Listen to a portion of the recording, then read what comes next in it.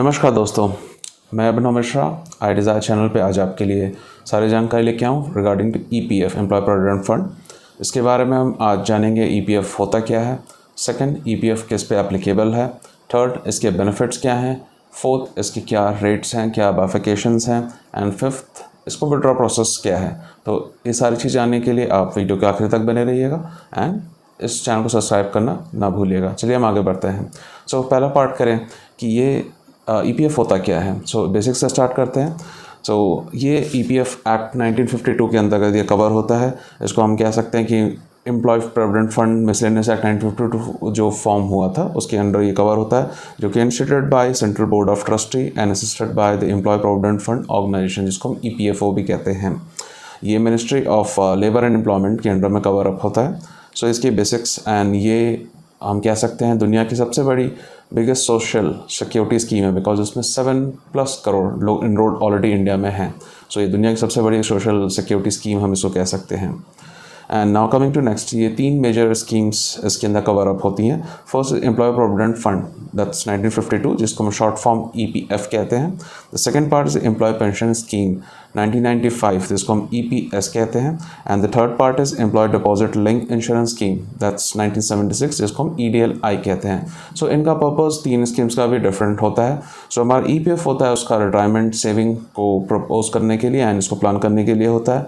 Employ pension scheme जो होता है वो हमारा पोस्ट रिटायरमेंट पेंशन के लिए होता है। एंड ईडीएलआई जो होता है हमारा, ये जो हमारा 2 स्कीम्स हैं उनको इंश्योर करने के लिए मेन होता है। अगर मेन अर्निंग मेंबर के डेथ लॉस होती है तो उस केस में हम इसको ईडीएलआई में कवर अप करते हैं। Now coming to next part, applicability की बात करें तो ये 180+ इंडस्ट्रीज़ के जो schedule 1 1952 act of EPF act के अंडर कवर होते हैं उनके एप्लीकेबल होता है ये।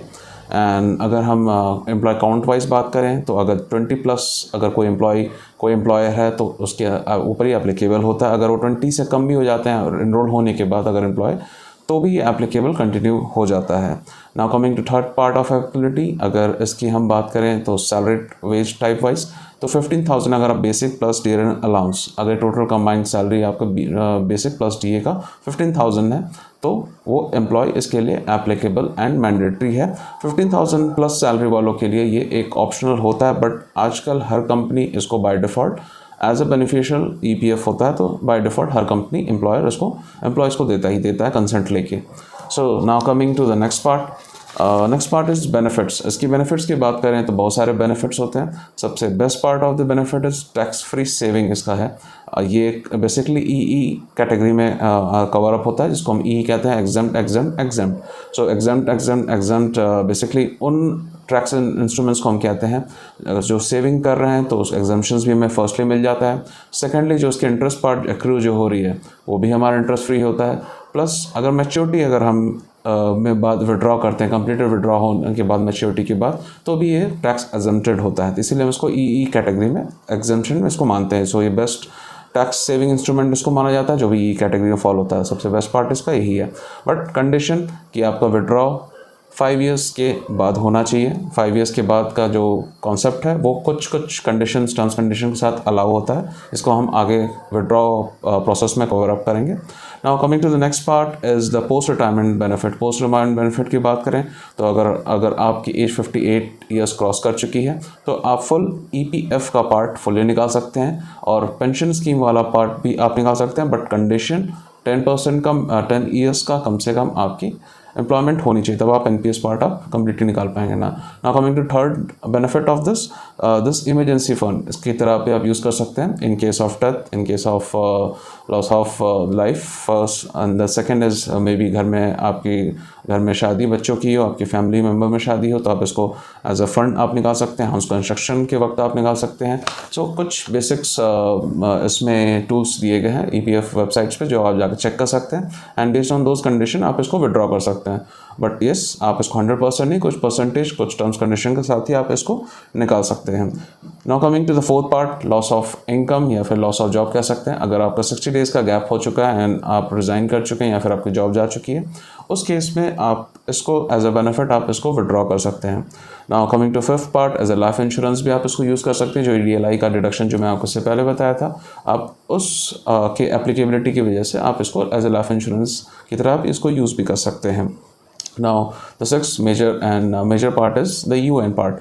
यूनिवर्सल एसेस इसको कर सकते हैं, यूनिवर्सल अकाउंट नंबर से आपके पीएफ लिंक हो जाते हैं। अगर आपने अपने एम्प्लॉयर को चेंज किया है तो आप एक कंपनी एम्प्लॉयर से लेकर दूसरे एम्प्लॉयर तक भी इसको आप शिफ्ट कर सकते हैं, इसकी बैलेंस आप चीज़ को चेंज ट्रांसफ़र कर सकते हैं। That's cover into UAAN, universal account number के थ्रू आप हर चीज़ों को आप इसमें मॉडिफाई कर सकते हैं।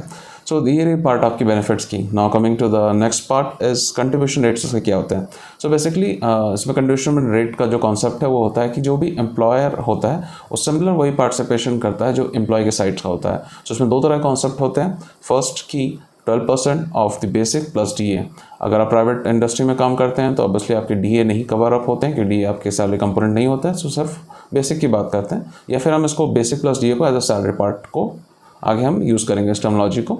सो हम कह सकते हैं 12% ऑफ बेसिक प्लस DA एक हमारा क्राइटेरिया होता है। सो 12% जो हमारा पार्ट एम्प्लॉय साइड का, similarly contribution from the employee side भी होता है 12% का। So this is the normal scenario of this, but the minimum companies offer करती हैं that's also possible, that's 1800 rupees. 1800 हमारे सैलरी का reduction from the employee side होता है, प्लस 1800 हमारे फ्रॉम द एम्प्लॉय साइड भी होता है। सो इस तरह से दो, ये सेकंड तरीका हो गया। एंड द थर्ड क्या होता है, एम्प्लॉय गिव यू ऑप्शन कि आप किस की तरफ जाना चाहते हैं, मिनिमम ऑप्ट करना चाहते हैं या 12% ऑफ द बेसिक वाले फॉर्मूला पे जाना चाहते हैं, तो एम्प्लॉयर गिव्स एन ऑप्शन। सो इन तीन में से कोई एक ही चीज़ एप्लीकेबल होगा जो एम्प्लॉयर विल आस्क यू, और may be by default they will give you, वो दे सकते हैं। तो ये आपके तीन में से कोई एक ही होगा।